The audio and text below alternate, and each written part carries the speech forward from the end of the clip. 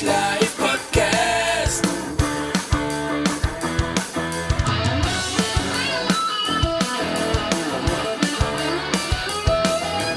Oilerslive podcast.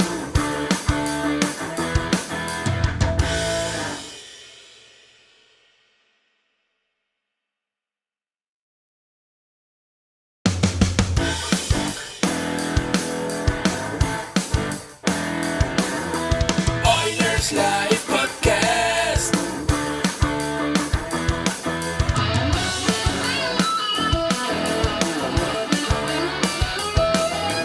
Oilerslive podcast.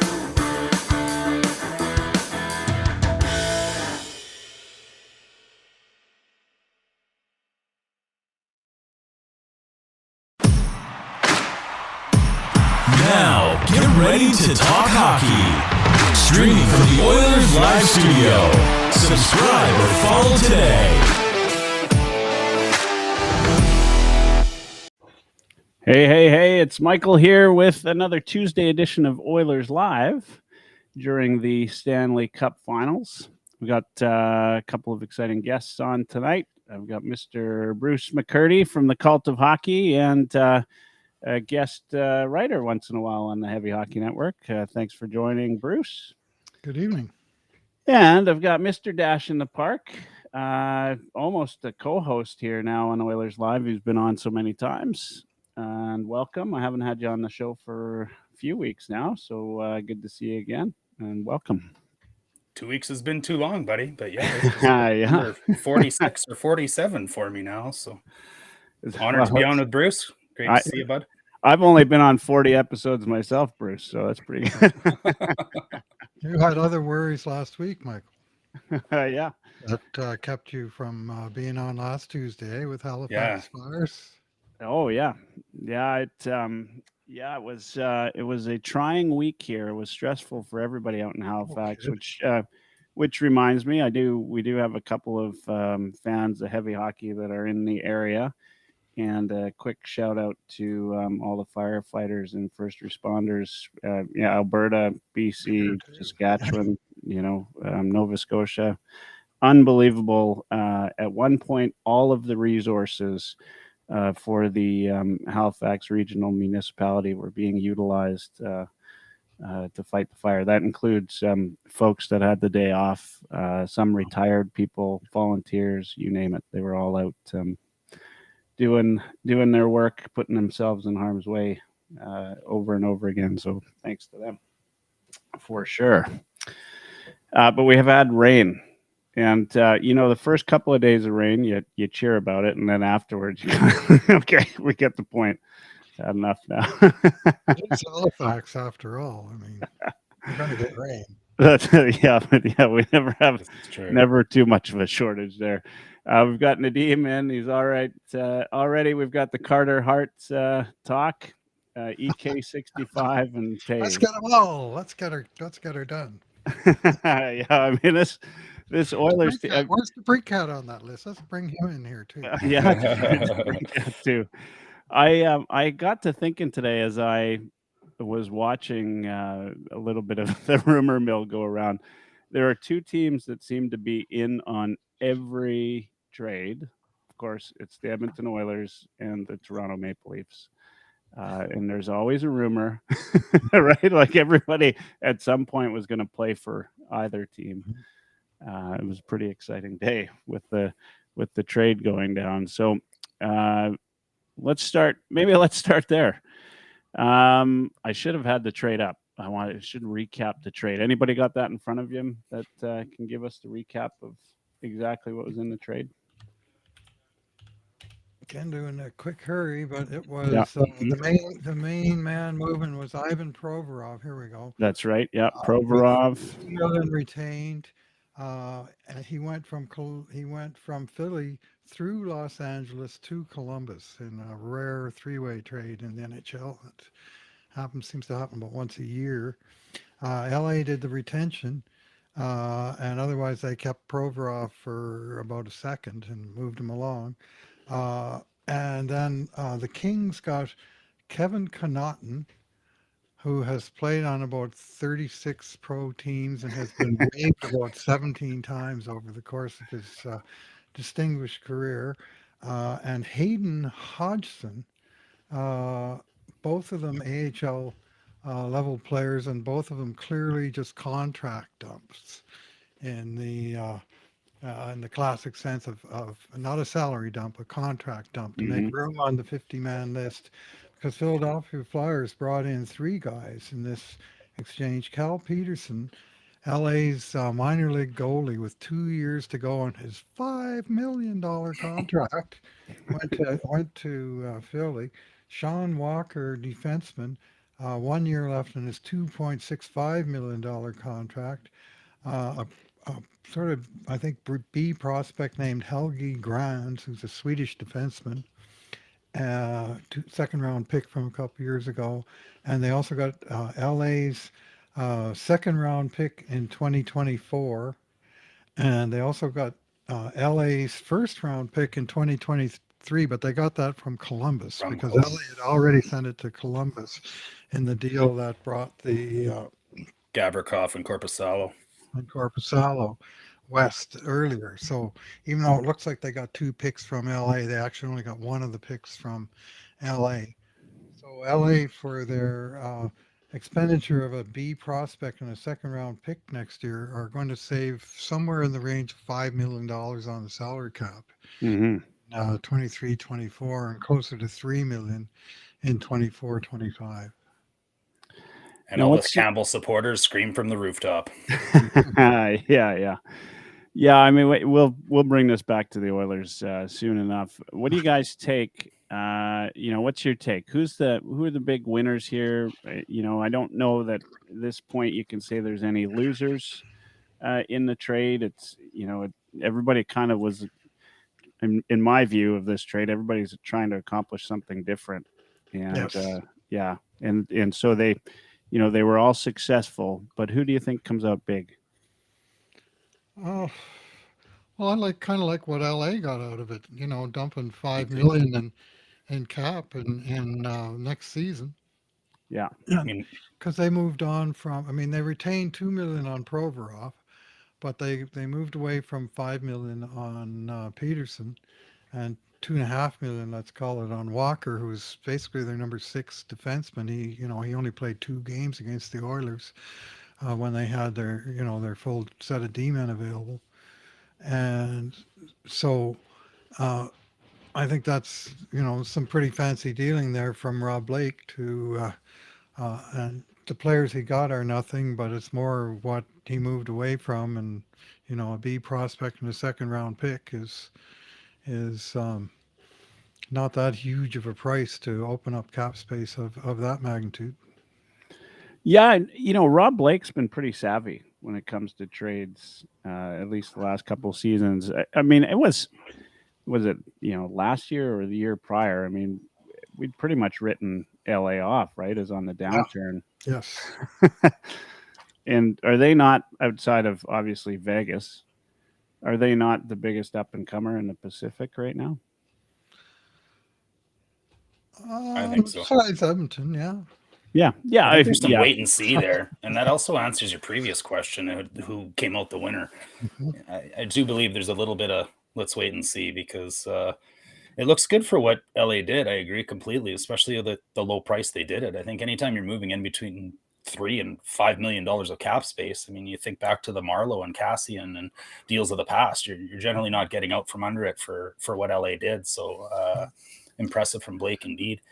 That said, I think if that opens up cap space for Connor Hellebuck, not only will I perhaps vomit in my mouth, but then I can wholeheartedly tell you who won that Columbus and Philadelphia and LA trade. And that's what you've got to think, right? That's what the cap space is there for, is a goaltender, but it gives them options now, right? Like that's Gavrikov is UFA, and they want to keep him apparently, so that may be where a chunk of that goes. Yeah. Well, if I'm a GM and I've got a choice to spend $6 million on Gavrikov or $6 million on Hellebuck and then extend him to 9.5, I think I'm going Hellebuck every time. But if that's a real option, I mean, what would they have to give up for Hellebuck? I heard they're willing to move Arvidsson. I'm not sure what else goes there. I mean, they're getting their draft capital's getting low. Mm-hmm. Have to start moving on 2024 picks. Yeah, I mean this team really. I mean, just with the age of some of their star players, you've got to think is a limited window for success, right? Yeah. So you They're out need from to under be- the $10 of $10 million of Kopitar next year too. Yeah, yeah. I mean that could buy you, another 5-6 years, right? Depending on what you bring in. Mm-hmm. That's a good point. Well, we've got Bruce every week. We've got a great LA Kings fan on here. His name's Angel. Oh yeah. I think we picked him up during last year's Stanley Cup first Finals round. Yeah. playoffs. And He can confirm. Angel's been a great addition to the fan base, and always has some interesting stuff to say about the LA Kings. Of course, he'd be more than excited to get Hellebuck as well, I'm sure. Who wouldn't? Yeah, well, I see they're still paying Mike Richards, so there's that. I'm on the cap till 28, 29. But it's only like Provorov and Richards now. It's only 700 grand Yeah. a year, but it's extended lease. I mean, that's 30% of that Provorov contract, right? That's still $2 million. Yep. That's huge. Yeah, I mean that. Those are the kind of numbers, right? You start making differences over time if you don't make the right signings. But Rob Blake seems to at least understand a bit of the game. He's got good trading partners in Columbus and Philly anyway, and they seem to have a little network going on, as it would seem. Yeah.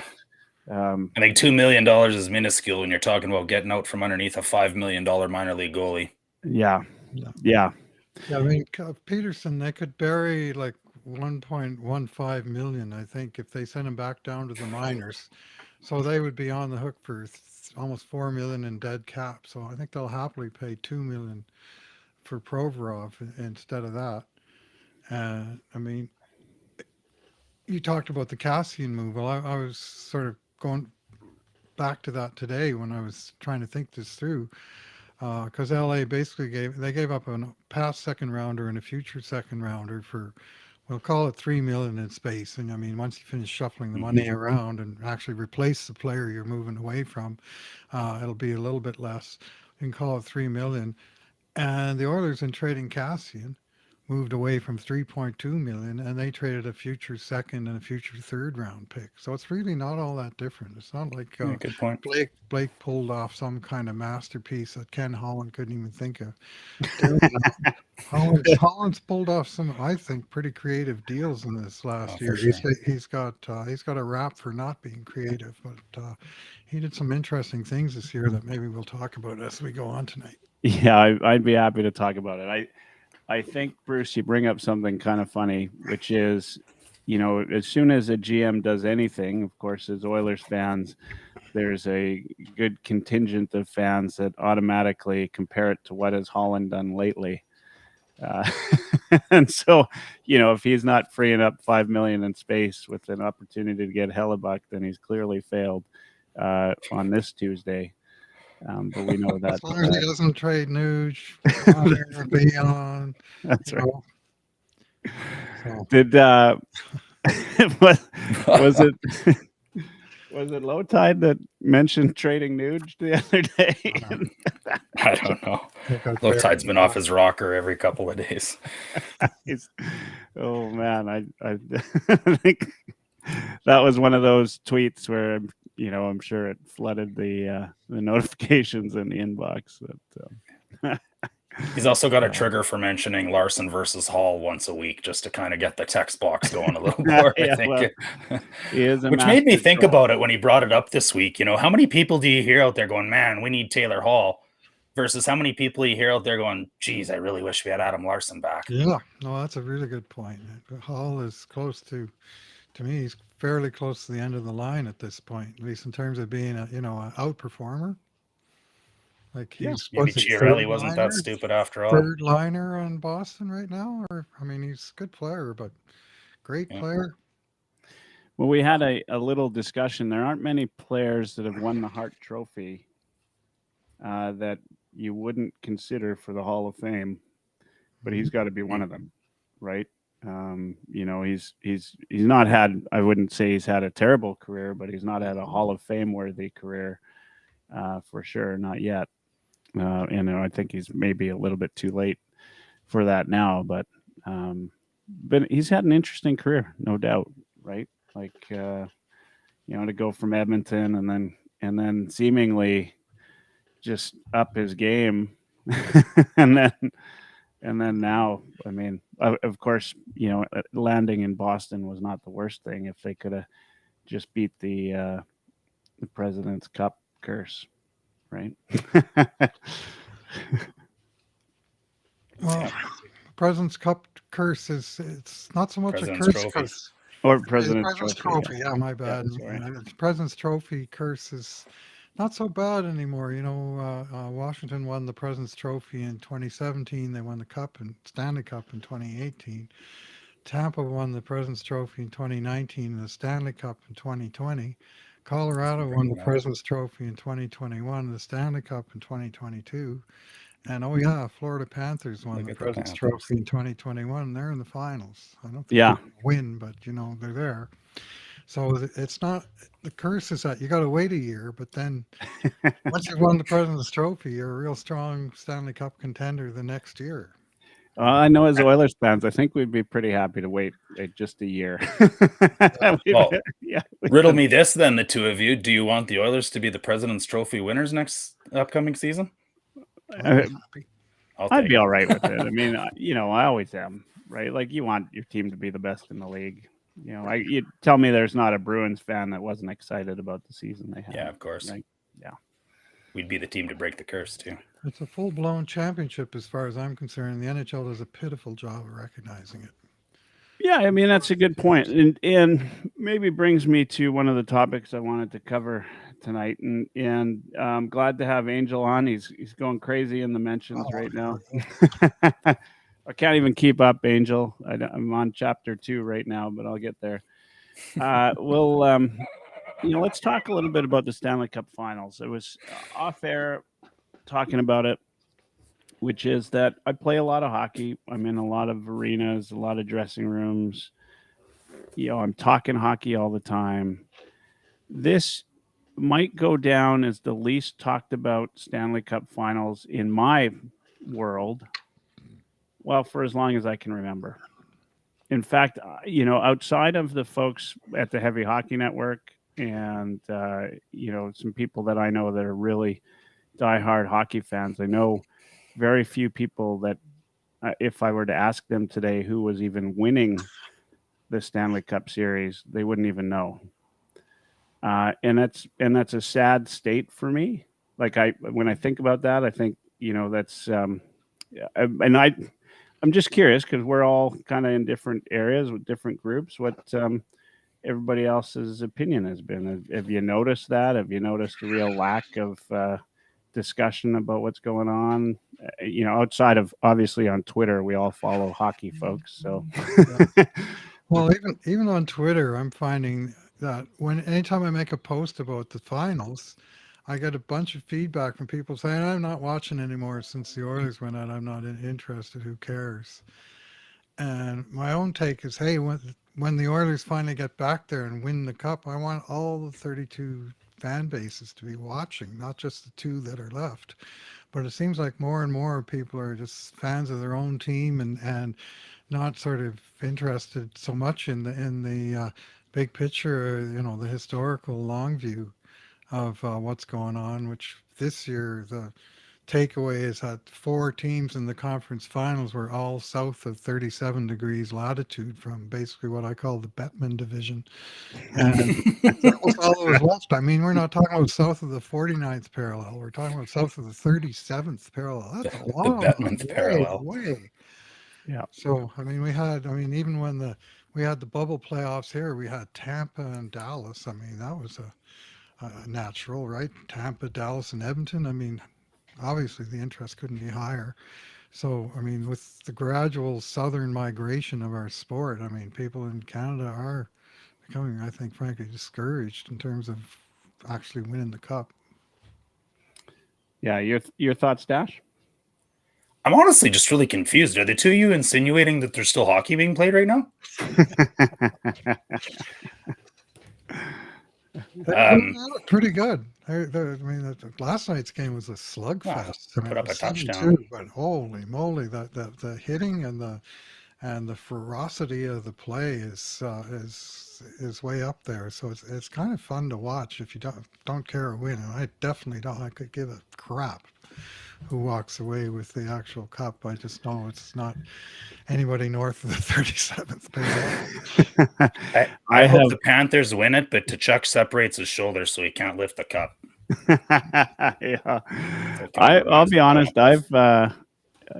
I change who I hope wins every every night. I like the thought of Tkachuk holding the cup. Kind of makes me want to puke a little bit. But in all seriousness, do you not think that the league-wide hate for the Vegas Knights is a part of the reason that maybe nobody gives a crap about the finals? Like, oh, here they are again, 3 of the last 4 years. Yeah, I mean, it could be. It could be. I mean, we've got Angel. He says I got a lot of feedback right now. He's in California. He's got a lot of family and friends in Vegas. A lot of buzz over there. Yeah, there. Maybe it's just in Canada. I know they're talking about it in Vegas. In fact, I had a friend that was staying at the MGM recently, and they had it up on the big screens in the beach, area. So clearly there's some excitement in Vegas. I don't know about Florida. I can't say that I know enough people over there. I'm just surprised, and maybe it's more about me, right? In terms of, I think I've been more excited about other Stanley Cup Finals. Probably one of the reasons is I really have a distaste for both teams. Yeah. And that might be part of it. Is just who loves Tkachuk and Bennett outside of Florida right now? Not a lot of folks. Glad you mentioned Bennett. That guy is something else. Yeah, Man, he plays hard and dirty. For a guy that can't do a chin-up. Kirk is on there. He says the NHL is so poorly marketed, and I would have to. There's something about that when I do hear more probably about the NBA finals, the NBA championships, than I do about the Stanley Cup championships in Canada among hockey players. I think that it's definitely a problem. I think this all coincides kind of with this Arizona debacle. Like, I can't in my life think how Bettman hasn't stepped in and sort of righted the ship sort of immediately to say we can't be looked at like this. In fact, the NHLPA has started to chime in and say, this is not, our players don't want to play in a university arena or a college arena. Right. Haven't you ever seen somebody trying to dig themselves out of a really deep hole they're already in? Like, he just keeps pushing the chips back in. I don't know. How's he going to do it again? Is he going to do it again? Next year, they're still there for one more year in this 5,000 seat barn. And the interest in Phoenix or wherever they play nowadays will be even lower than if it appears that likely they're going to lose their team. And if I'm the players, I'm upset too, because we're talking about hockey related revenue and all the related impacts that it has on the salary cap, and what's the word for the takeaway of the money? Escrow. Escrow. Thank you. Yeah. And they if I was a player, I'd say, this has to be short term. Fix it. Or it's called the casino rake, whatever you want. Revenue model that's built based on 15,000 fans, and they can only get 5,000.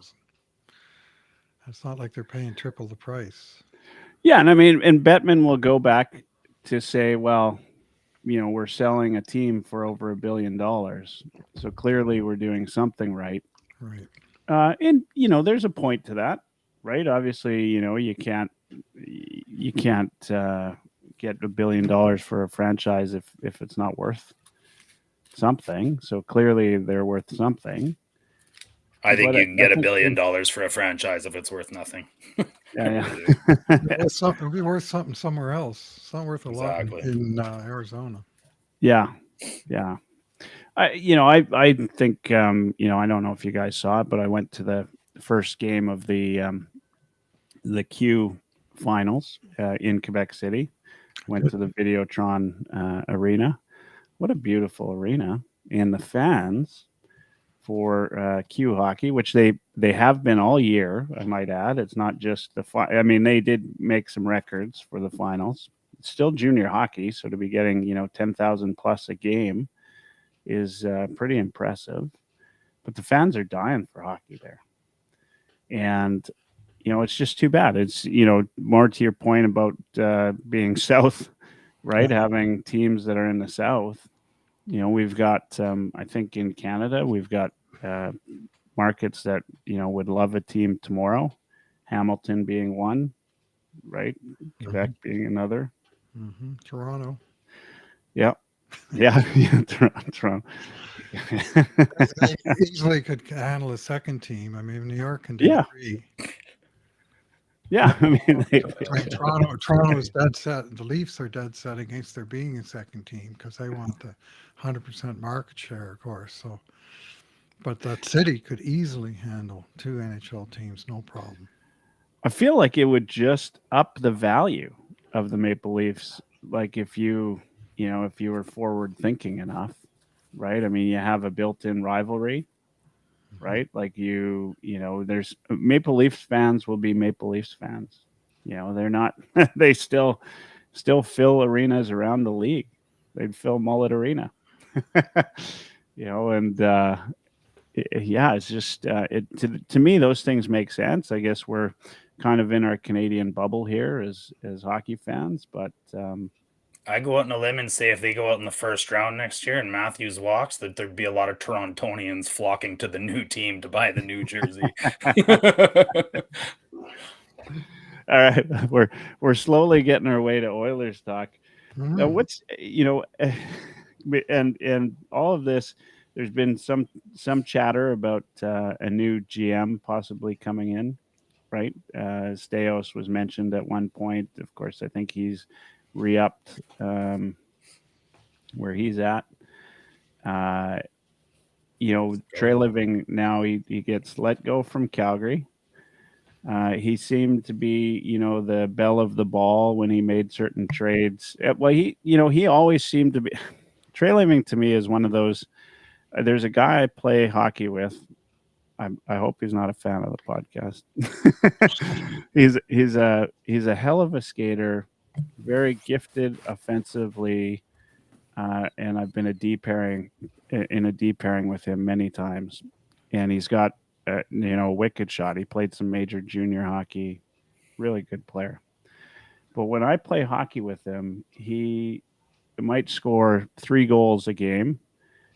But he'll be on the ice for 4 against easy because I'll be back there, fighting against, 2-on-1s all night long. He's just Michael, it's okay. You can say that you're describing me. Yeah. And I look at Trey Living this way. Here's this guy that he's made these, amazing trades, so to speak, over the course of his career, right? He's just done some things that, we're talking about Rob Blake right now, right? I think of players in the NHL that have been like that just seem like they're on the edge of greatness, but never do anything.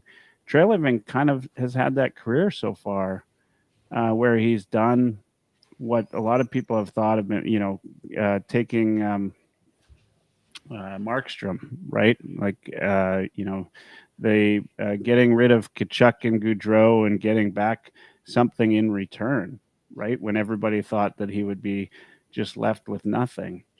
But then the team didn't even make the playoffs, and he loses his job. He brings in Sutter, which I think most people thought, at least a lot of people thought, would be a bad idea. It think wasn't the a bad ownership idea got in Sutter. early, right? And you know, I mean, so my point being is, he looks good if you go through the transactions and such. But then, you know, he ran a team out of the playoffs, right? And now he's been picked up in Toronto. So All his deals were brilliant until they weren't. Yeah. And, you know, like the NHL, I think probably most leagues, I don't cover a lot of leagues. So the NHL's got a recycling problem.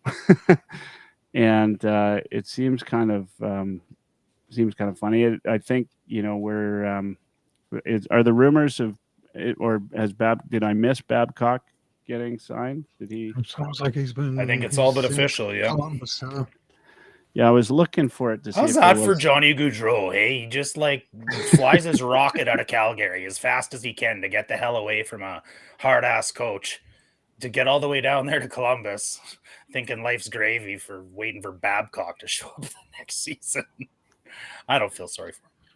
Yeah, I mean, you know, the NHL's got this, like, they're recycling guys like crazy. Maybe they need, you know, Dubas was the new blood.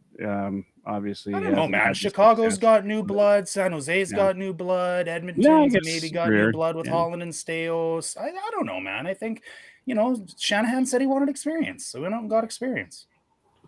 It's Trey Living. I mean, not that I should feel bad for Leafs fans, but after some period of time, I mean, he's in the same boat he was in with, and I guess that's the part that confuses me, is you know, he's not proven that he can keep guys, right? Like, sign the key contracts, and that's his role. Like, that's his job right now, is to sign key contracts.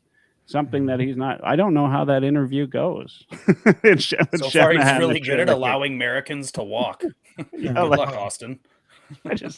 Anyway, maybe that was more of a editorial comments for me than anything. But well done.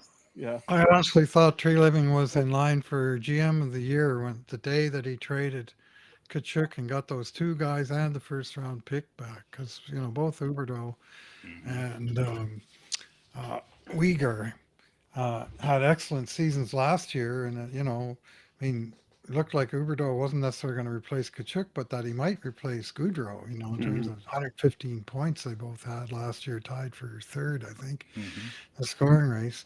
But his game went straight south, and meantime, Tkachuk, you know, tore up the pea patch in Florida, and then, you know, for how much must it sting Flames fans to be watching Gaudreau and Bennett tearing it up for Florida? You know, I mean, these are not just guys. These are like 4th and 6th overall picks that Calgary had in the middle 2010s. It should be core players for them. And they're gone. And the guys they got back, I mean, they got good guys back, but signing them both to 8-year deals is already looking a little suspect.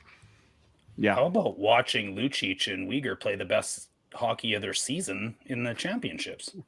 There's a little bit of sting there, and yeah, but I mean, Oilers players have been doing that they did it for a decade, right?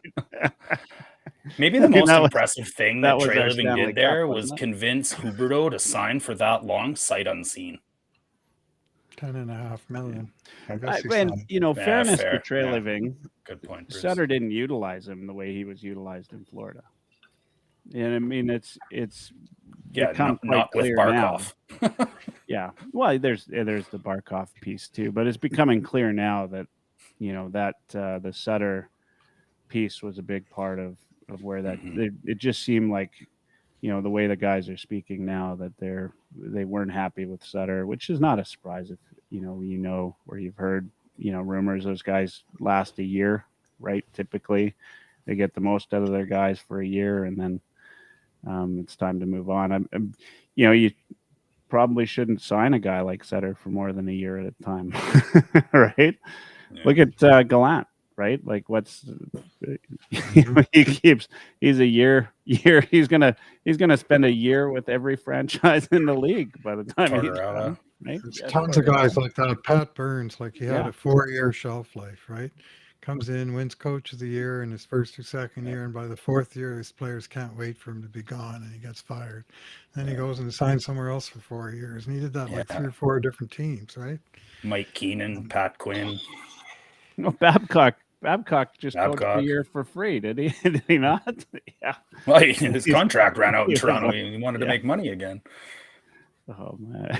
Like, Anyway, a lot of people forget Mackenzie Weegar was 8th in Norris voting the year that Nurse was 7th. He was only 2 points behind him in voting. Like, he's comes a pretty formidable defenseman He's a before he good showed up player. in Calgary. yeah. All right, let's move on to some Oilers talk. That's why we're here. Oilers Live. Oilers Live, yeah. And again, thanks, Bruce, for joining us tonight.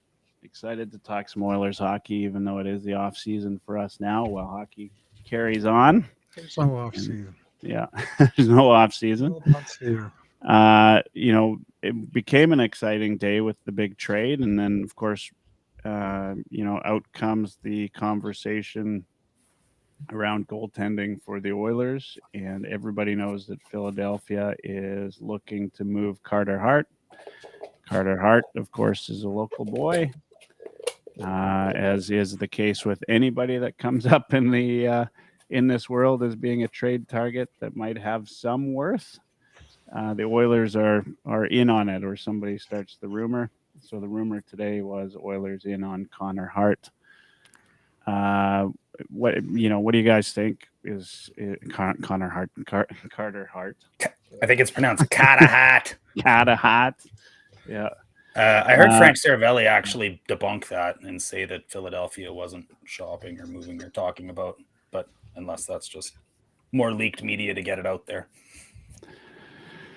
Yeah, it's a good question. I mean, I think there's a lot of guys, insiders are not in Philadelphia that seem to be indicating that Philadelphia is looking to move Carter Hart. So, Well, Frank's as close to Philly as it gets, but yeah, that doesn't mean somebody from Philly doesn't release that information just to get it out there and see if GMs start calling, right? I mean, they do So, have Cal Peterson. They got Cal Peterson now. I mean, they gotta make room for him. they're clearly bearing it down. Uh, But no, I don't think I can't see for a second that he ends up in Edmonton. I can't see how you clear the cap space with Campbell to make it work in Edmonton unless you're sending Campbell back. Why the hell do they want 2 $5 million terrible goalies? Campbell's not terrible, but that's where we're all sitting with it. Soup has a clause in his contract. There was a 10-team clause. Peterson just went to one of those teams, and there's only 7 or 6 teams in the NHL that he would probably even close to consider, and we're not going to be able to. And get a here's trade the other done with thing: him. is It's is not taking happening. Carter Hart any more of a sure thing than sticking with the Soup? Yes. You think so? Oh yeah. Well, I don't know. I disagree. I mean, he didn't have the greatest of seasons this year. Well, look what was in front of him. Yeah, Yeah. I know, but Pretty good, not great.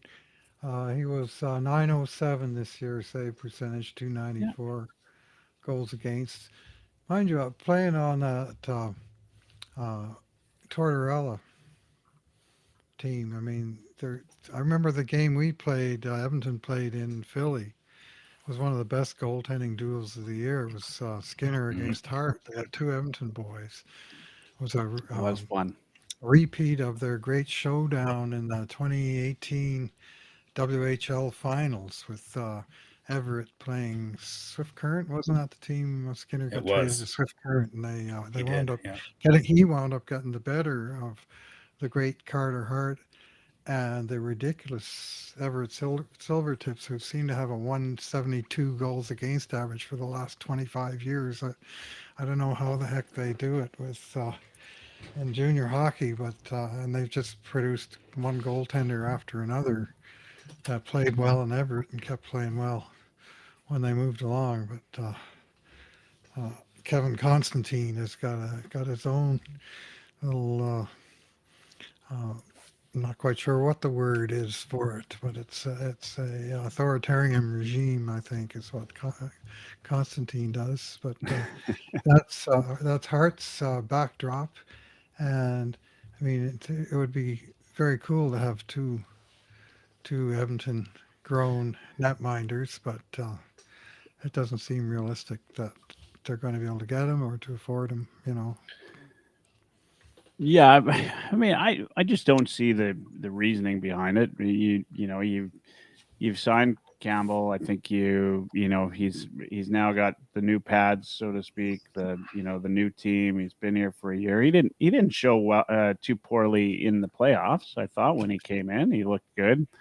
In fact, I thought at the end of the season we started to see some good Campbell play. I think as fans, we didn't trust him, right? And as coaches, they didn't trust him. And the which was a big coaches, deal yeah. in the playoffs. They kept saying, well, let's go back to Stu. He's our starter. Well, he earned the starter's job in the playoffs, but he didn't earn to keep the starter's job. Sorry, he earned it in the regular season, but he didn't earn keeping the job for 12 straight starts in the playoffs. And, Vegas got to him now. In the full light of retrospect, Vegas has gotten to every team, every goalie they've played so far, from Connor Hellebuck to Stuart Skinner to Jake Ottinger, and now to Sergei Bobrovsky. Some pretty good goalies on that list. So maybe we shouldn't be shredding our own goalie, Stuart Skinner, as much as I've been hearing around Edmonton, given that the list of guys that he's on with that. Vegas has just got it going on another level right now, and they're making good goalies look bad. Yeah. I mean, we all figured Aiden Hill would be unstoppable. Like, right? If you weren't betting on Aiden Hill. Oh, obviously, yeah. Got him for a 4th round pick.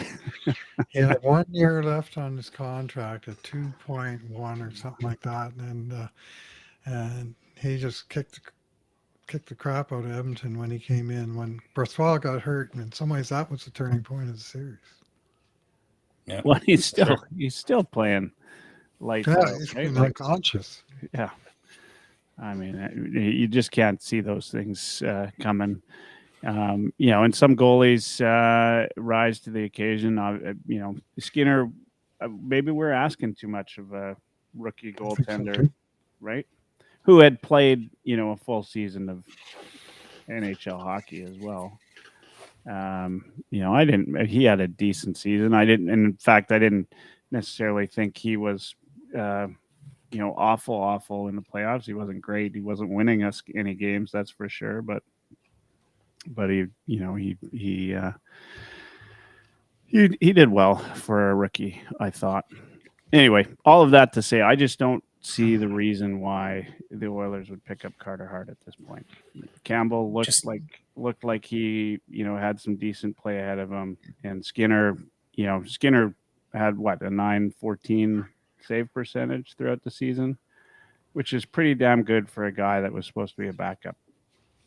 Carter Hart was 15th in the NHL when goals saved above expected. Yeah.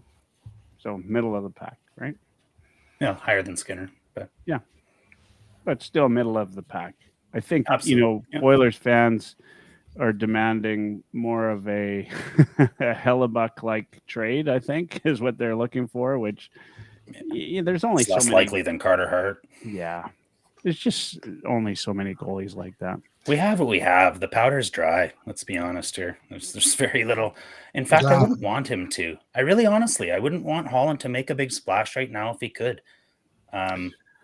So before you get down that path, podcast, and I agree wholeheartedly. I think you have to keep your powder dry, accuse some cap space over the course of the year. Maybe it's let me ask you this, Bruce, is Cody Cece's probably got some plus value above zero. It's a fairly affordable top 4 defenseman. Maybe Kyler Yamamoto's just slightly below zero in value. I don't know. You got to give something small away, maybe, or maybe it's a 1-for-1 and even. But the two of those guys together almost equal zero. There's maybe an opportunity to move those guys out for some AHL defensemen, like another Demers and another Murray, and free up the cap space or to make a move now. But I just don't see why. And the point was made on the Cult of Hockey podcast. Tune in if you haven't. Look what they did with Ekholm. They knew exactly what they needed at the trade deadline, and Holland went out and got the exact defenseman they needed. And they knew that because they waited until the trade deadline. We're going to make a big splash in the summer right now. Maybe it works out. Maybe it doesn't. That's what we did with Campbell last year. Did we not learn from our mistakes? Ultimately, let's do what we did. We're out of our LTIR position, which means we can now play around a little bit. Finally. Make some moves throughout the year. Maybe you have an injury. Wait till the end of the year and make your move then. What if Patrick Kane's sitting there after his surgery and wants $2 million at that time or $3 million at that time? There's probably about 20 American cities lining up to sign him if that case. But Yeah, I'm sure there are. Yeah. There's the other thing too, is there's a lot of kids that are coming back, whether you can call Desharnais a kid or not. I mean, at 27, but rookies that are coming back for a second year with the team that have a lot to show. Like Desharnais might have had, he had just, in my mind anyway, horrendous playoffs. But First 7 game after game 1 of the Vegas series, he was actually good. But he had not a good series against LA. yeah, Bad game 1. It's too against emotional.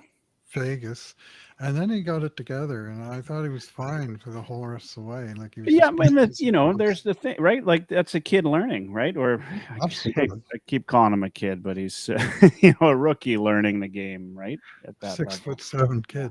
Yeah, 6'7" kid. But he's back for another year. Broberg's back, right? We, Niemelainen, right? Kemp. We got guys that, guys that are going to be back. Of course, let's not forget we've got Ekholm, Nurse, and Bouchard. Got to sign Kulak. Bouchard, and that's the big problem of this summer is figuring out how in the hell to resolve the Bouchard situation, because all of their highly paid players, and I'm talking about the 13 guys on the team that make 2.6 or more, all of them are pre-signed for next year and beyond, and the 5 the big money guys that are making 5 million plus are signed well beyond that. 25 for Draisaitl, 26 for McDavid, and I think Kane is 26 is what I mean by that. And Hyman, Nuge, even deeper than that. And they've got and those guys have all got no move clauses, nor do the Oilers want to move them. They are the core players of the team. So all they're left to do with is dabble around the edges. And the problem for Ken Holland at this point, to me, is that to move out any of those contracts, he's got a lot of work to do to make even a little bit of cap space. And there may be a Yamamoto deal or some sort of thing to free up a little bit. But on the flip side, all of his cheap players are expired contracts. Like he's got to re-sign or replace. He's got to re-sign Evan Bouchard. He's got to re-sign Ryan McLeod. He's got to re-sign Klim Kostin. And then he's got UFAs, Derek Ryan and Bugstad. Matthias Janmark, Nick Bugstad, Devon Shore are 4 free agents that he's got up front. And those guys were making an average of $950,000 a year. So if they walk, you still got to replace them with cheap guys because you haven't got any money that you've gathered from anywhere else. So it's a fine line that Holland has to walk. And I think his priorities have to be the RFAs and then see what he's got left. But it's in that instance, it'd be nice to get those guys signed in June as opposed to them taking us to the woodshed in an arbitration hearing in July. Yeah, 100% agreed. So it's a good summary of where the Oilers are at, which says most people would agree that they need to do something or get rid of something in order to make this work. Yamamoto seems to be the target of Oilers fans. Who else? I mean, somebody else probably has to go if you're gonna, But the thing is you got to remove- replace that person too. Like you can't, you know what I mean? Like it's just you can't keep shipping players out. Great. Well, that's probably what'll happen. I bet you we ship off Yamamoto either in a multiplayer deal or we ship him off even for a fourth. You tell me, Bruce. And ultimately, he's going to take that $3 million. He's going to roll his dice with 3 PTOs and hope that he can find guys that'll walk on, that'll play for close to the league minimum because they want to play in Edmonton, because they want to play with Leon. Jan Marks of last year. Yeah. So here's the thing. Like Ken Holland, whether folks love him or hate him, he's done this every year that he's been GM, though, and he's made moves that when we first see them, people have questioned, and they've turned out all right. The Klim Kostin one is the first one that comes to mind, right? A lot of people thought we were giving up on Samorukov a little too early. Keith. And then Klim seemingly came out of nowhere. Obviously, Holland saw something in the player that he thought would work. We look at Duncan Keith. Yeah, like that's a big, that's a signing that. Obviously Holland knew the retirement plans or had some inkling that might happen, right? And turned out to be absolutely brilliant. Worked out for Bouchard. Might have even shown us what kind of player Bouchard needs, right? Might have indirectly led to the Ekholm trade.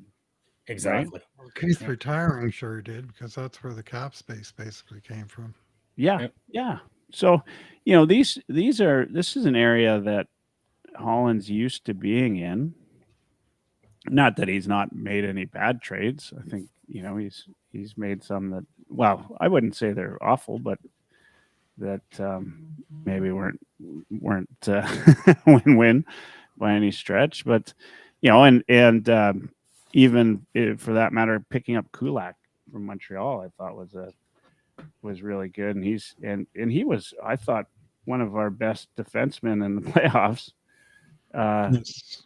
Yeah, like he was outstanding. He plays better in the playoffs than he does in the regular season. He's a playoff player. In fact, I find him completely unrecognizable. Like when he played for Montreal in the playoffs, I thought he was outstanding. Yep.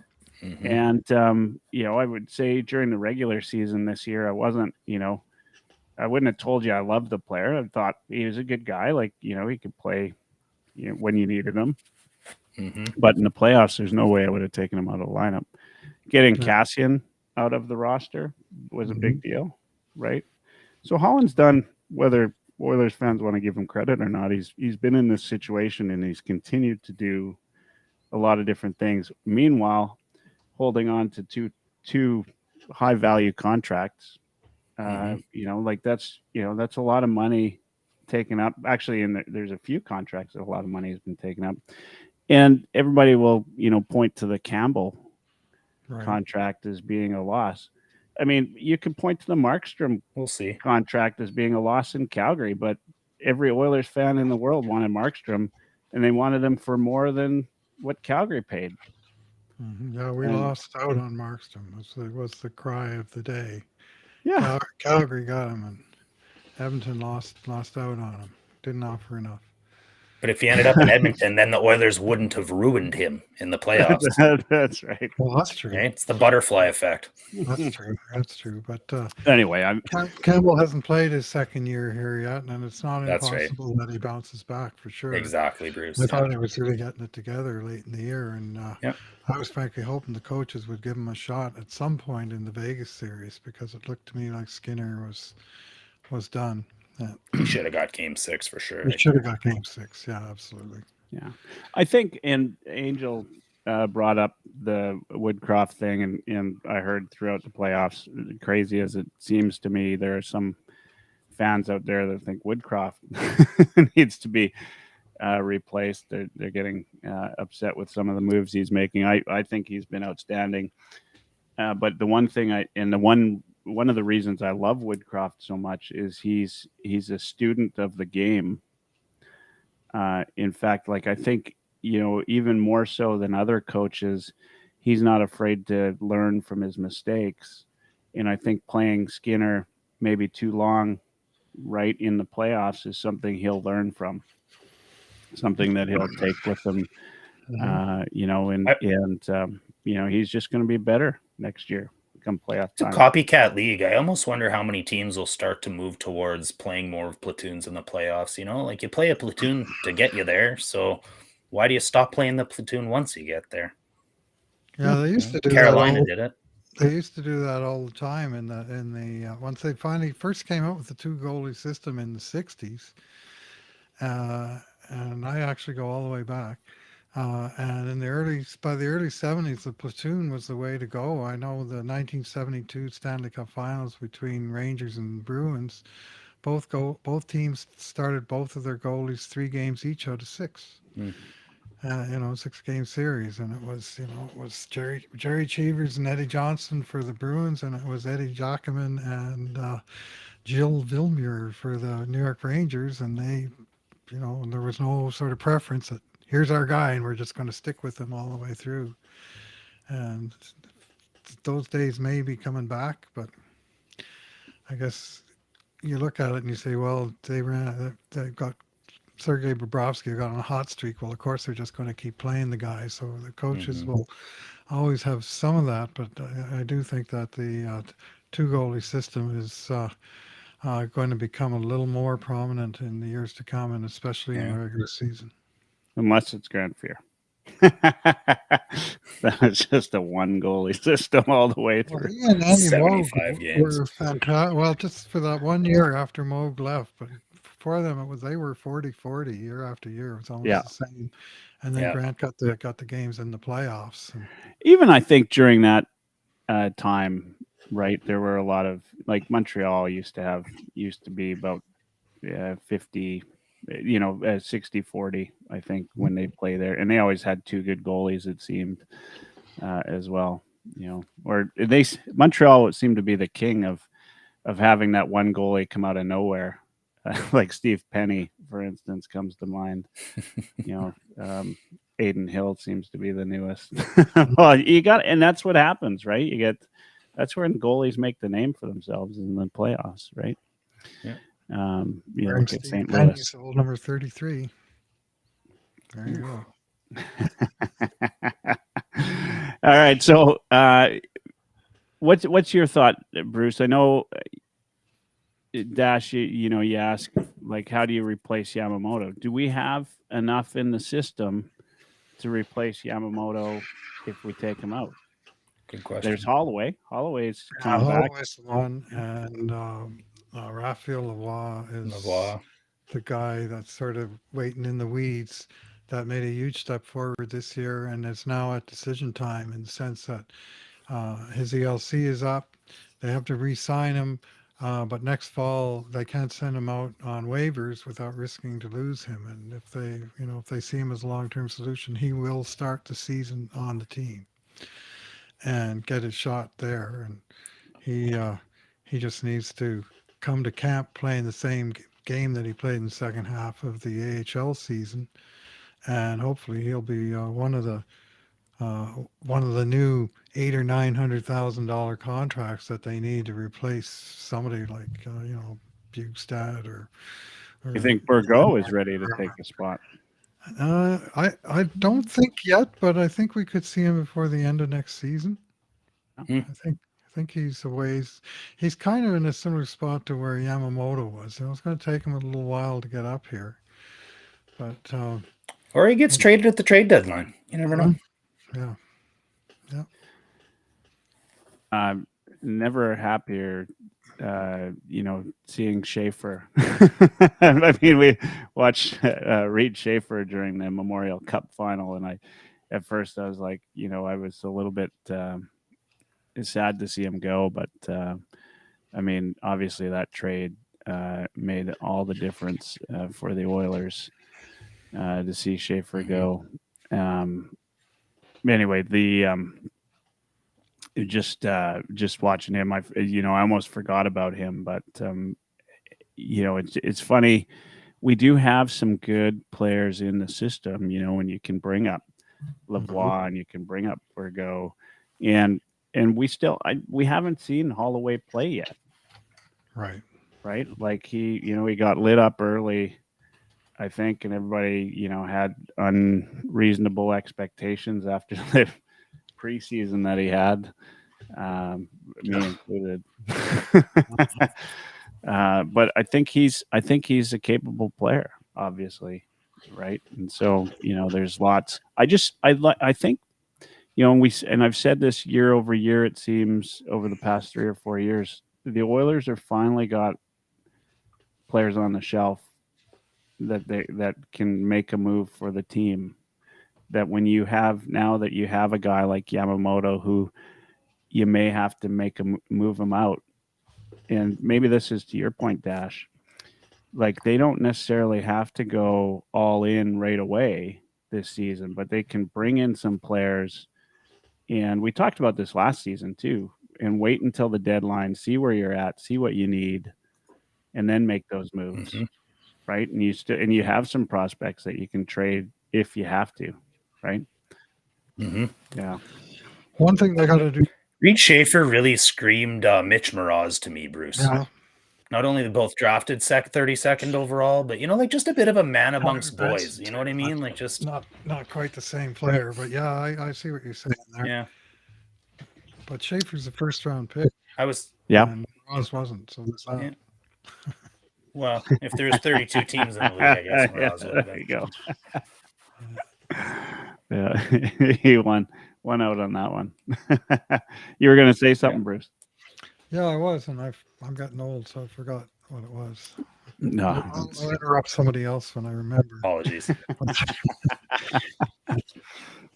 So, All right. So it sounds like we all kind of agree on the fact the Oilers have, they obviously have some work to do with the signings, but there's some players, in the system that might be able to move in.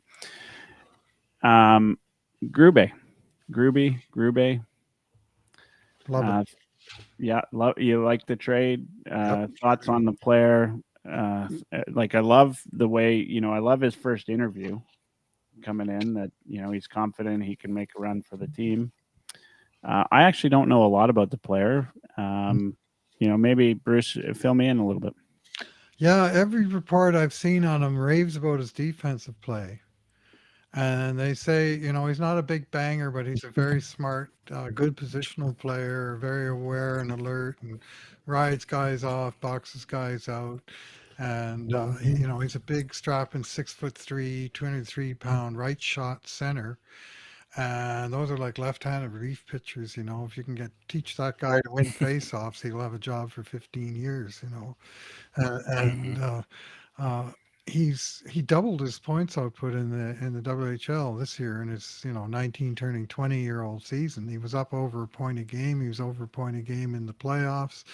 He had a nice plus rating, and I just like the idea that they got, Rangers had a third round pick. I never did get the story on why they didn't or couldn't sign him before the draft, but they were getting to the point where they were just going to lose the guy and he was going to go back in the draft.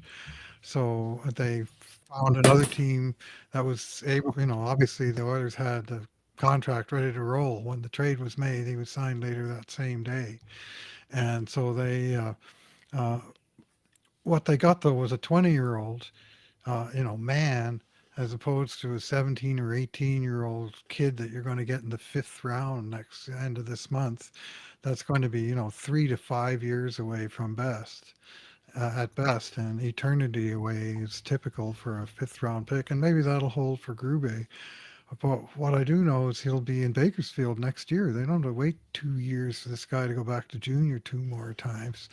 He's, and Bakersfield is a little shy on players, so bringing in a promising young player. And the other thing I really like about this guy, and this is a rare thing in junior hockey, he was the captain of the Red Deer Rebels for the last 3 seasons. 3 years he was captain. So they made him captain at 17. He's captain at 18, captain at 19. And 2-year captains are rare enough, but 3 years is so. I would suggest that that sort of circumstantial evidence towards leadership skills, good work habits, those sorts of things that one identifies with team captains.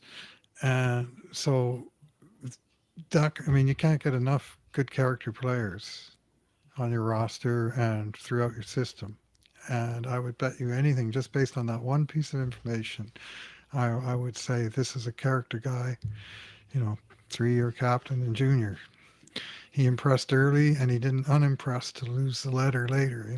So I'm very interested to see him. Yeah.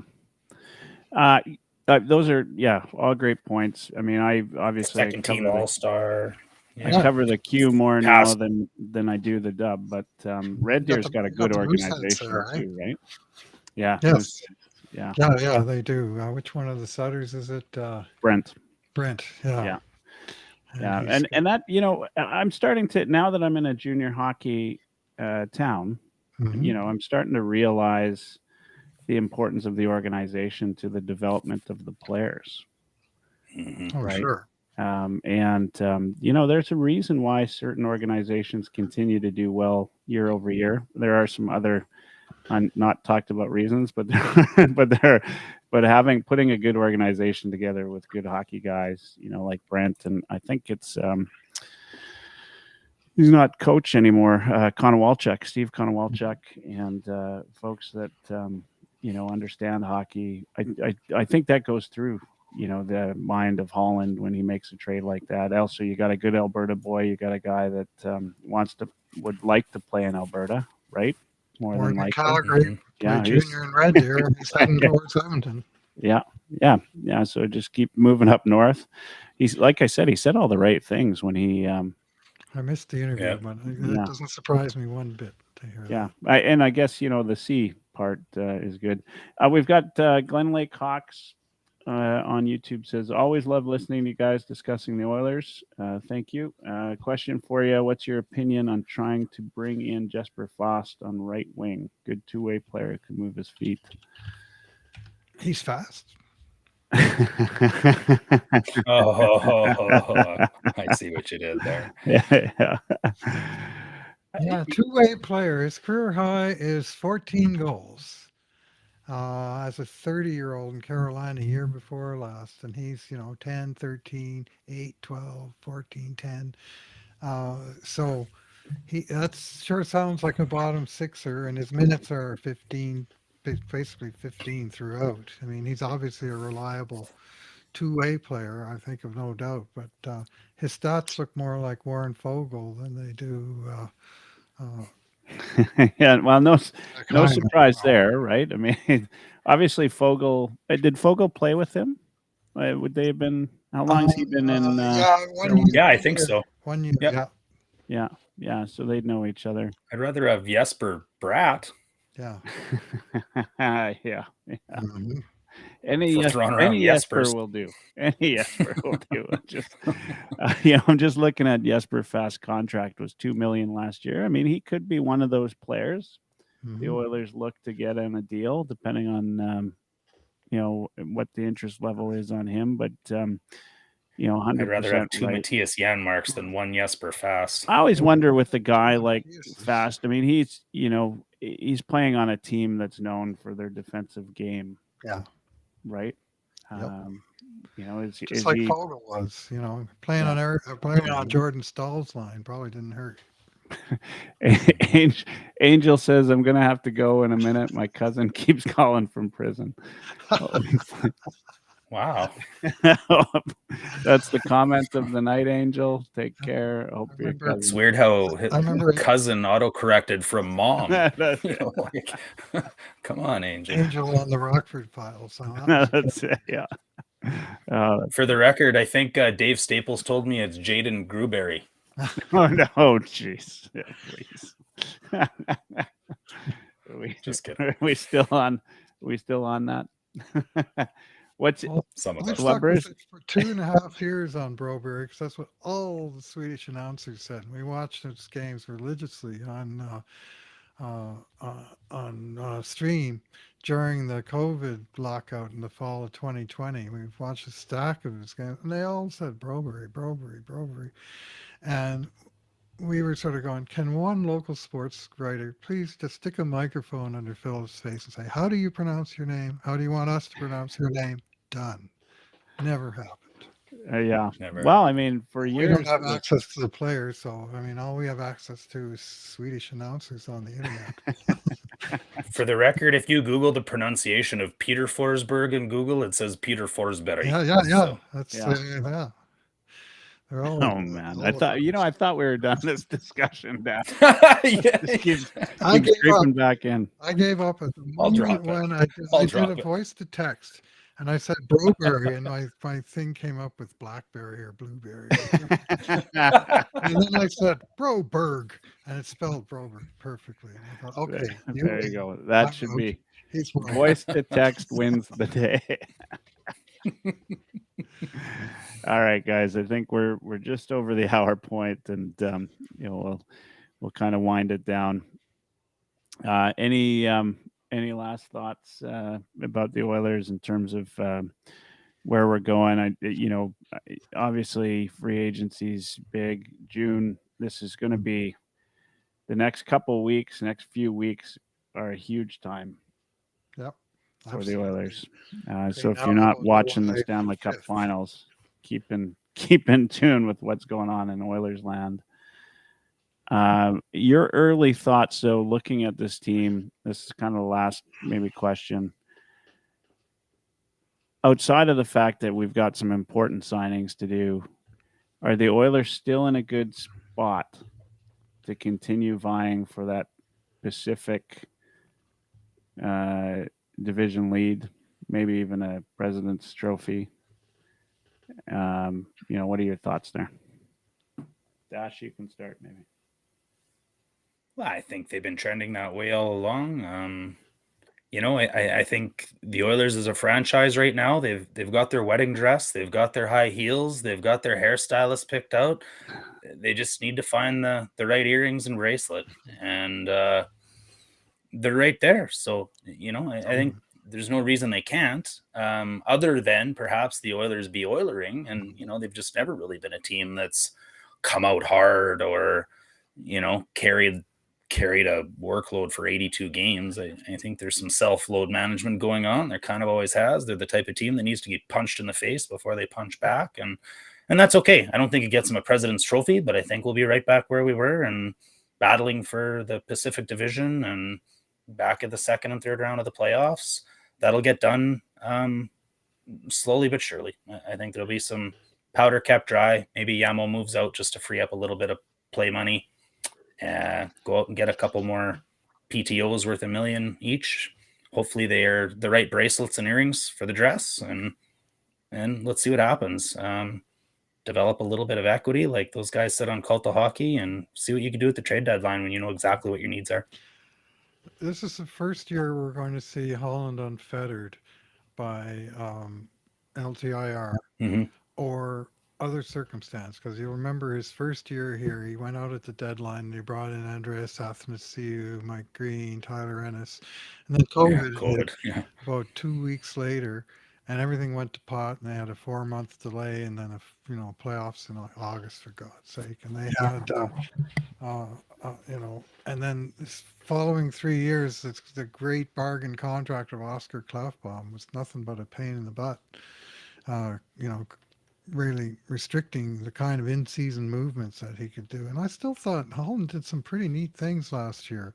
And, like when at the trade deadline, when he bought down Ekholm's contract from 6.25 to 6.0, and I'm pretty sure that's what the fourth for the sixth part of the trade was, that the Oilers gave up an extra fourth. They got a sixth back, and that's probably what bought that, for 3 more years.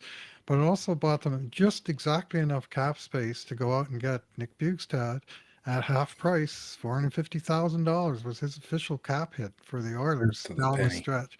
And the Oilers were there right to the penny. And, and even though Holland in the off season, he forked over something like $12 million in raises to Nurse, Kane, Yamamoto, Puljujarvi, and Kulak. They all got 2 to 3 million raises last summer, and Keith retired and made some space. But he did some pretty nifty work. Like he traded out Zach Cassian at the draft, and Mhm. then before the season started, he traded in Clem Costin, who came in and basically did Cassian's job, only way better for way cheaper. 750,000 instead of 3.2 million. So basically a $2.5 million savings. And so that helped to sort of bridge the gap to, at the start of the season that they were able to get a 21-man roster under the cap. And then at the deadline, damned if he didn't do it again. He traded Jesse Puljujärvi, full cap hit, didn't retain a cent. Got nothing back for him, but got the contract out. And then he turned around and made the Bukestad trade where they retained half. And Bukestad came and basically took Puljujärvi's spot on the forward roster, except for he was even bigger. They had a 17 goal scorer for 450,000 instead of a 5 goal scorer for 3 million. That sounds like a pretty good exchange to me. Again, $2.5 million in Right. savings. So 4 distinct trades, but I kind of see them, one out, one in, one out, one in. And between those 4 trades, they saved $5 million against the cap last year. And that's basically how they made it to the finish line. So he did some interesting stuff, and he doesn't get much, doesn't get enough credit for, I think, some of the agree. nuts and bolts stuff. Like there's some pretty, and maybe that's Brad Holland, or maybe that's Bill Scott. I mean, who knows what's going on there? But Fair. Holland hires those guys, and he listens to them, and he makes his decisions. And I thought they had the team pretty stacked nicely for the playoffs, and it just went a little sideways in that Vegas series. And I'll complain briefly about how that second seed shouldn't play the first seed in the second round of the playoffs. But I'll just leave it with that. But it's turning out that Vegas wasn't just, team that happened to beat the Oilers. It looks like Vegas is the best team. And Yeah. the Oilers might lay claim to being the second best. They certainly can in the West. For the second year in a row. And that leads to why I teeter every day on which team I hope wins. I put a tweet out earlier this year that really sort of hit home with Maple Leafs fans, which is the Pacific Division has quietly become one of the best divisions in hockey. Mm-hmm.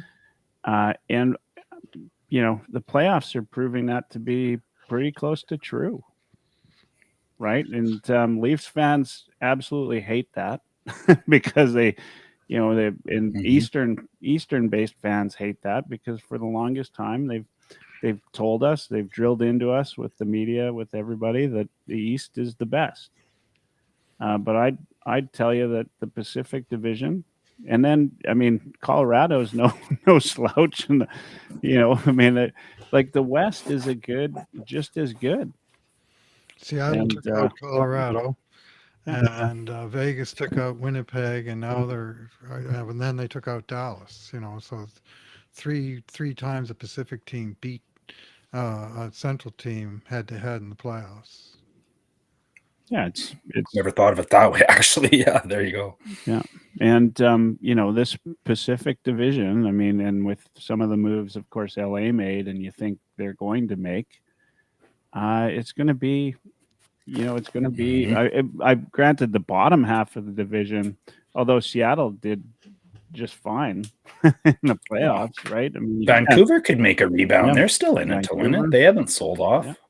Yeah. Like in Calgary was only a point behind Florida, right? Or were they a point ahead of Florida? Ahead of Florida. Point ahead of Florida. Calgary got the coveted 16th overall draft pick, didn't they? That's right. They did. Bottom of the barrel for teams that missed the playoffs. that is correct. So all of that couldn't have gone to anybody better. Yeah. Great points on Ken Holland. He continues to surprise me, I would say, when I think that we and in a good way. Things like this clean. Yeah, you were a critic for sure, Michael. And I would also add to what Bruce said, and the fact that I think like those were creative deals. But I thought it was also really impressive how long he kept holding on to his first round pick. if it was up to the Edmonton fan base, that first round pick would have been gone 10 times over. And he held it, and he ended up with Matthias Ekholm. Mhm.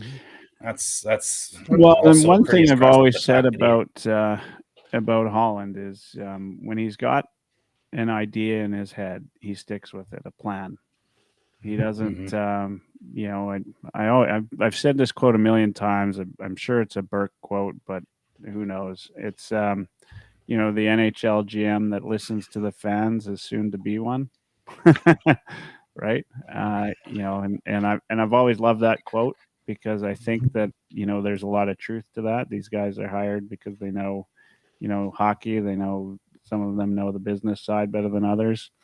But I've always respected the fact that Holland's got, you know, he's got a definite strategy, and you know, it's been successful enough that the Oilers have made it to the second round, right, and to the conference finals. One of those, you know, improve every year. yeah.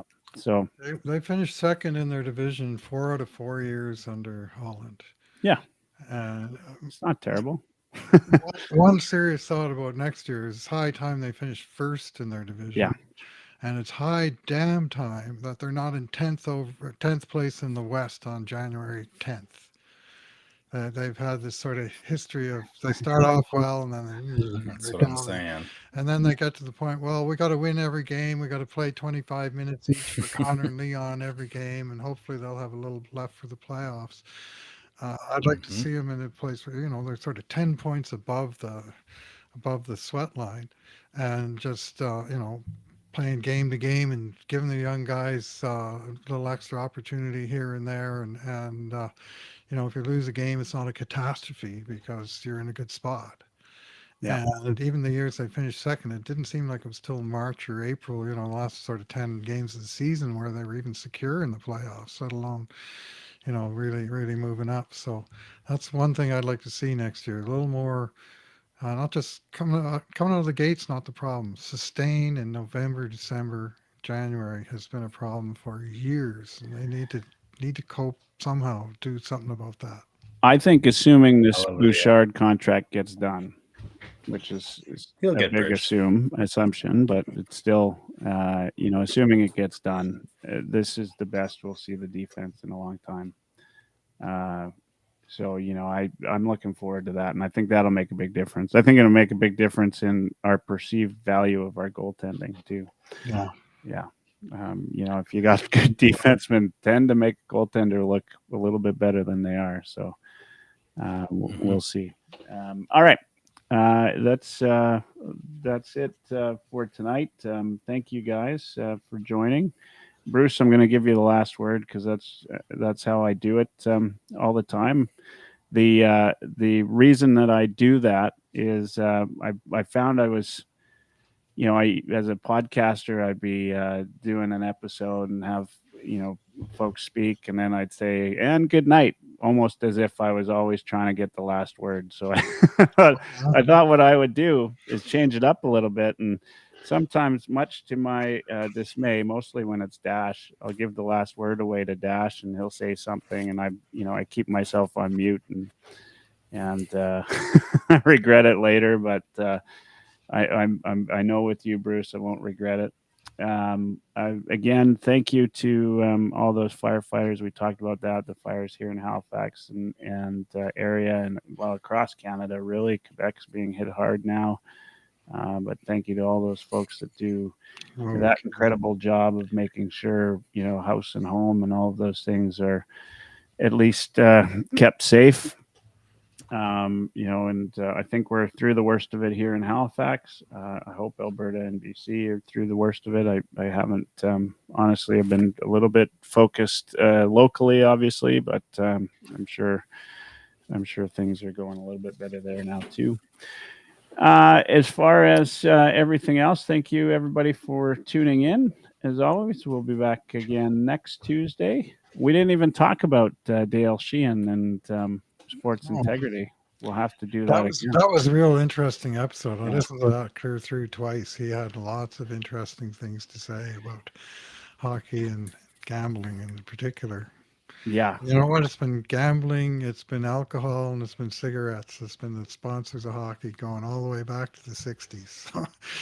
It's the vices that seem to be appealing to us sports fans.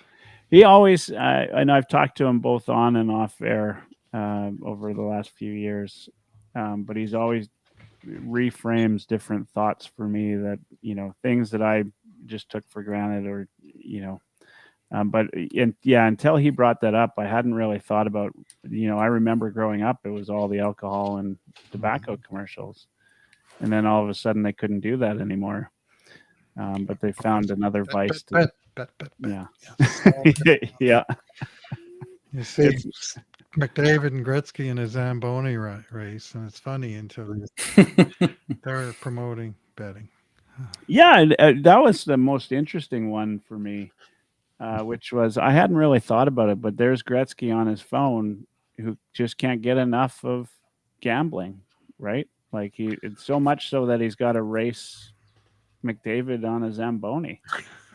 Like, when you reframe it in that context, it kind of gives you a second thought. And it's, the kids are watching this and yeah. Good thing he's never had anything to do with any gambling rings. Yeah, there's that too. Yeah, for sure. These are my heroes, eh? Yeah. Gretzky and McDavid. There you go. Yeah. I mean, it is interesting. So for those of you that don't know what the hell we're talking about, 2 weeks ago I had Dale Sheehan, who is the Interpol Director for Sport Integrity. Also works with the CFL and a few other folks. He was I think still does some work with the RCMP, or formerly was with the RCMP. Anyway, heck of a guy, and really interesting. It's too bad the audio wasn't great the whole time through, but. Dash, last words, and then pass it off to Bruce. Bruce, so how we do this, I give the last word away, say whatever you want, whatever. The only thing I ask is that when you're done, is that you say good night, so that I know to turn off the lights and put on the final theme song. And that's it, because I've had some awkward silence at the end. You're the singer or the lead guitarist? Yeah. I yeah. You don't want to hear me do either. Neither. Yeah. But I appreciate you. That jingle. I've often thought I've had that jingle since I started this, and I've actually grown to kind of like it now, and I catch myself sometimes humming it. Oh man. Anyway. All right, Dash. As you're part up. of my last word, I would add that there's been times you pulled that out and the fans demanded it back. It's a little bit odd, to be honest. It is true. It kind of just goes hand in hand with what we do here, and I've heard it 47 times, as this is my 47th appearance, and that's 47 of the best hours of my life, Michael. You know that. Bruce, man, I'm a full-fledged card-carrying member of the Cult of Hockey, so this is pretty exciting for me. And anytime I get to even hear your voice, I'm a happy man, let alone to do this live with you. So absolute honor. The Heavy Hockey crew, all of us, on behalf of them, I know we hold you with very high regard within our ivory towers. So very much appreciated. I know we had a lot of new listeners on YouTube tonight. I can see we peaked pretty high tonight, so I can't go without saying, if you're a first-time listener on YouTube, just please do us a favor and hit that subscribe button. It really goes a long way for us, and honestly, just an honor tonight. Over to you, Bruce. Well, thanks. Appreciate that. And it's fun chatting hockey with knowledgeable fans and followers of the game like yourselves, so that's been great fun. I would just speak briefly to the Oilers experience, for all the wringing of hands that gets done in the Oilogosphere, and the micro analysis of every tiny move or whatever. This year in the NHL, Oilers superstar Leon Draisaitl scored 128 points. He tied Nikita Kucherov for the most points of any NHL player this century, and he lost the scoring title by 25 points to Connor McDavid. McDavid scored 25 points more than any other player has in a quarter of a century. And both those guys play right here at Edmonton.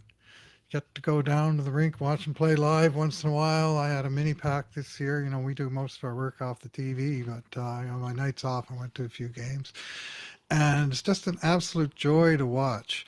And then you look around, you hear things like this report out of Arizona that came in, where their hot shot there, number 9, he hit the 30 goal mark, and he was the first Coyote to score 30 goals in 10 years. 30 goals. I mean, just a very pedestrian high watermark. And yet, Clayton Keller is the name. And yet it was, and for us, it's old hat. 50 goal scorer here, 60 goal scorer there, 120 point scorer here. And oh yeah, our number 3 guy goes over 100 points. And we've got an axis of 3 players that hasn't been seen since Pittsburgh had Mario Lemieux, Jaromir Jagr, and Ron Francis on the same team. And that's exciting. And you can't get excited by that. I mean, obviously the clear end goal is to win the cup. But if you don't win the cup, you still want to have an exciting team all season. And we've got that in spades. So, I mean, be thankful for what we've got. And it's every right to expect more, but enjoy the process, the build, and the ultimate when they do ultimately win the championship.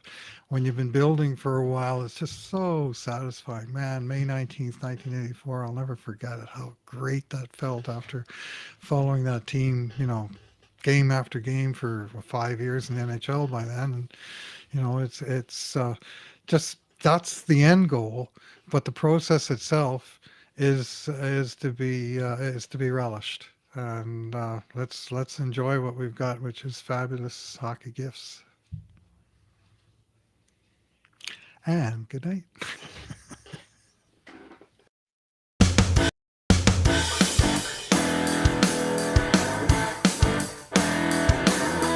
Oilers Live.